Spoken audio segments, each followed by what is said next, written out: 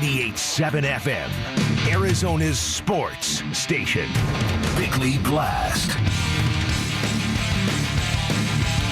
Kyler Murray does not want to hear it. He does not want to hear things are copacetic. He does not want to hear how much the owner loves him. He wants to get paid now or else. The Cardinals are really in a predicament here, folks, because they're playing the spin control game, and that game will likely continue when Steve Keim and Cliff Kingsbury speak from the NFL Combine tomorrow. But Murray apparently isn't playing any games. He wants a contract after year 3, just like Jared Goff, Carson Wentz, Patrick Mahomes, Deshaun Watson, and Josh Allen all received. I haven't seen the proposal, but I'm guessing there are no discounts for his deficient leadership or the second-half injuries that keep derailing his seasons. So the Cardinals can scoff all they want, but Burkhardt's lengthy statement makes it implicitly clear that Murray will not be playing football in Arizona next season without a hefty financial commitment, which is guaranteed to upset a lot of Cardinal fans, and it will embarrass Michael Bidwill just days after he tried to put a lid on all the drama on this very radio station. And at the very least, it's clear things aren't exactly buffed out, as was reported last week. Now, Murray's me-first contract demands might not go over well with his teammates either, even though most try to stay out of another man's business, and that's because they lay Murray's priorities bare, which are not at all the two priorities listed at the top of this lengthy statement, and he's embarking on a game of chicken with an owner who is just getting over his anger with Murray's performance in a playoff game. So, don't be surprised if Keim is doing more than scouting in Indianapolis in the next few days. He might actually be shopping his starting quarterback. And how is that for copacetic? When you look at it, the window is just opened for a contract extension. Certainly, he's part of our long-term plan. These contracts, especially the quarterback contracts, are very complicated. And so when you look at it, most of the big ones are done, further down the road. I think Patrick Mahomes, Josh Allen were done in the summertime. Others were done in the summertime. Mm-hmm. But so we've got time, but they're complicated. So, and we also have other priorities. Free agency starts here in just a couple of weeks, as well as we've got to get some guys re-signed. And so the salary cap, that's all, it's one big pie. And you're making room for a big new piece of the pie that's going to replace the rookie contract. Again, that was just Friday. Michael Bidwill, the owner of the Arizona Cardinals, during Newsmakers Week, kind of leaning on the history of quarterback contract extensions and when they typically occur.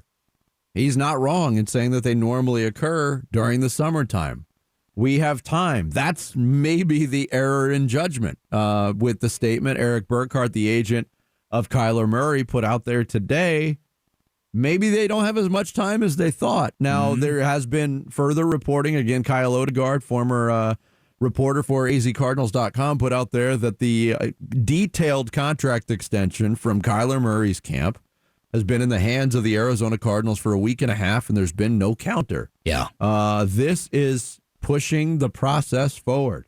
What that process, how it ends now, we don't know.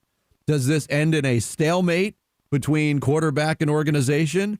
Does this end in a contract extension? Does this end in trade demands? Trade demand. No, listen, I said this at the end of the blast, because if you're Michael Bidwill now, how do you even save face in this? Even if you go, okay, you know what? Let's go ahead and pay the guy. Let's take the chance that he's worth let's take the chance that we'll give him $95 million guaranteed up front, and that we're going to get our money's worth out of it. This is really pushing the team up against a wall very, very early on. And it's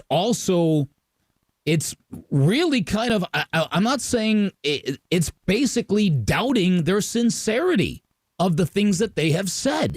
So this, as Michael Silver has pointed out on Twitter, Lamar Jackson has won an MVP. He hasn't made a statement yet. Hasn't got a contract extension yet either. Doesn't even have an agent yet. Well, he doesn't have a contract extension either. And so this is a very bold play for a guy that just recently tapped out of a playoff game, that has got leadership deficiencies. And, the part of the Bidwell quote that you just played, you were talking about maybe the timing of it. They want to wait. The part that I think also upset Kyler from this statement is that we have other priorities on the team.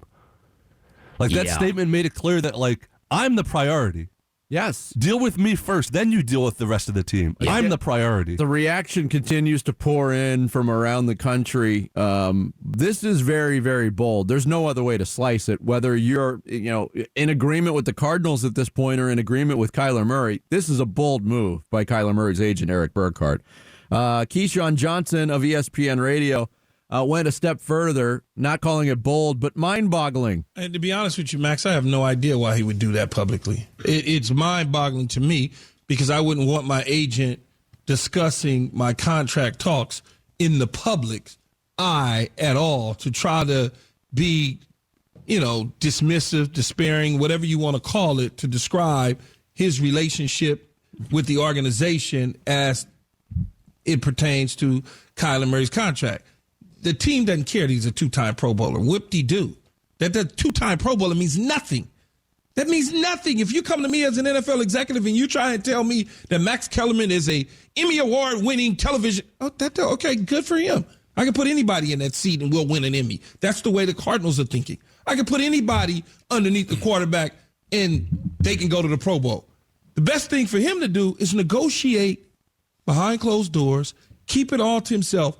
You will know if the team feels good about your client. A lot of good points there. Mm-hmm. The public nature of this is different for a lot of people. He's right about the two-time Pro Bowl thing. And again, what I can't get past in the timing of all of this to be this bold, this soon into the offseason is, again, indicating to the Cardinals, you don't have as much time as you think.